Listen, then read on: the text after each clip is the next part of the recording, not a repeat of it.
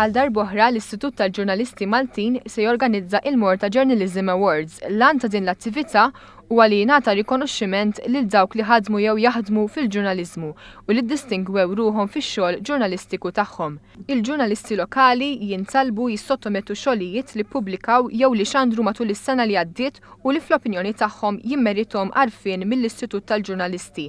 Dawn ix-xogħlijiet ikunu evalwati minn bord ta' esperti fil-qasam ġurnalistiku li jagħmel ir-rakkomandazzjonijiet tiegħu dwar min għandu jingħata l-awards. Fl-edizzjoni ta' din is-sena li hija l-24 edizzjoni ser ikun hemm 15 il-kategorija, fosthom il-kategorija tal-aħbarijiet, ġurnaliżmu tar-ritratti, il-kategorija tax-xandir, dik tal-filmati, ġurnaliżmu fuq l-internet, ġurnaliżmu sportiv, ġurnaliżmu kulturali u dak ambjentali. Aħna nixtiequ li permezz ta' dawn l-awards ġurnalisti jkollhom l-opportunità li juru l-aħjar xogħol tagħhom tas-sena l-oħra tal-2013.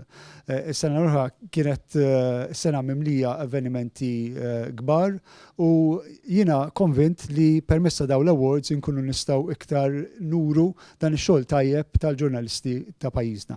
Din is-sena l-unur tad-deb ser jingħata mill-Fondazzjoni Tumas Fenek għall-Edukazzjoni fil-Ġurnaliżmu.